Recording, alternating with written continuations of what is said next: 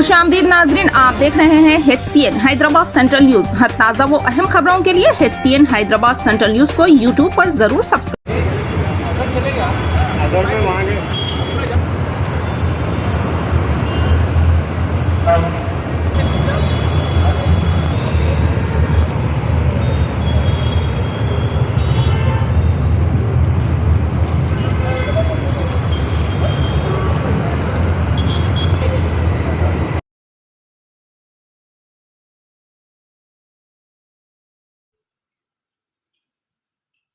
मेरा नाम आसिफ खान है।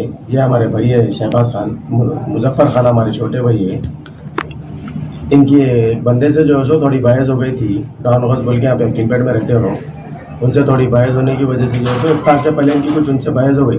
तो इफ्तार के बाद मेरे को इफ्तार से पहले मेरे को कॉल करके बोले कि भाई तुम्हारे भाई से ऐसा बहस हुई और जो है सो मारम पीटी हो गई थी इन दोनों के बीच में। इफ्तार के बाद अपन बात करेंगे भाई बोल के बोले उन्होंने। घर के पास आए, थोड़ा तमाशा वमाशा करके गए थे। इफ्तार के बाद जैसे मैं इफ्तार कर लेके घर में बैठे हुआ था, बाहर आके उन्होंने फ़ोन करे भाई आइए बाहर बात करेंगे बोल के बोले। अब वो मैं बाहर निकल के देखे हम हमारे भाई हमारे वालिद साहब तो 25-30 आदमी को ले लेके आ गए।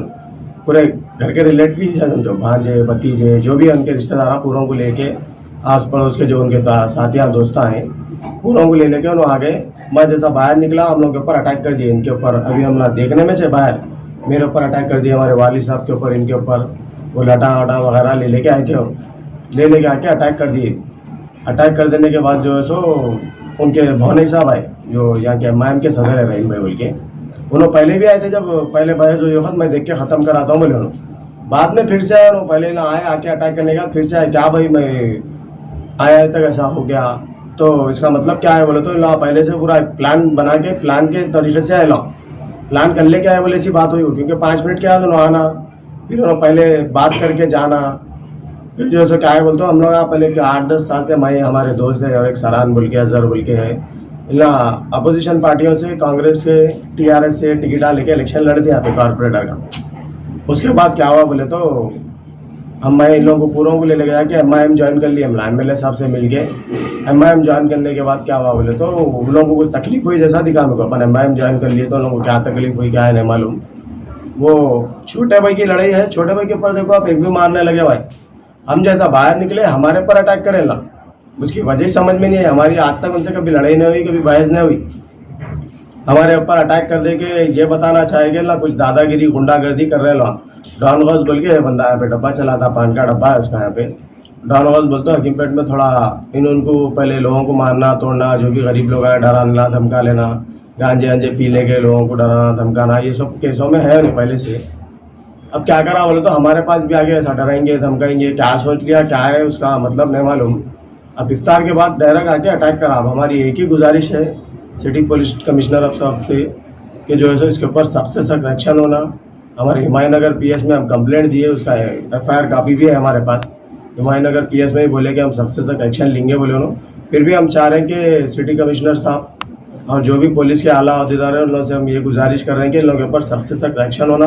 क्योंकि ना PS को आके फिर हमारे भाई को डरा के कि आप तेरा मर्डर कर देता हूँ। अगर कल को कुछ होगा तो गौस, उसका भांजा तौफीक और उसके 3-4 भांजे संगात जो आए थे वो पूरे जिम्मेदार रहेंगे। अगर इसको कुछ होगा या हमारे को भी कुछ होगा उन लोग जिम्मेदार रहेंगे इसके। क्योंकि वो लोग एक गुंडागर्दी मचाए हुए यहाँ पे एरिया में, किसी को भी डरा देना, किसी को भी धमका देना।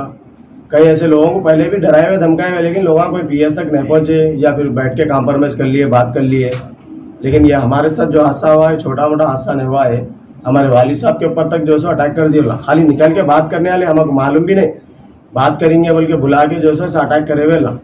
मेरी एक ही गुजारिश है, सदर साहब असद साहब से भी गुजारिश है मेरी। हम ना रिसेंटली असद साहब के पास ही जाके MIM ज्वाइन करें, फिर MLA साहब का ना आके जो है बात करके जो है ज्वाइनिंग हुए। हम ना सदर साहब से भी गुजारिश है कि पार्टी का ही रह के पार्टी के नाम खराब कर रहे लोग।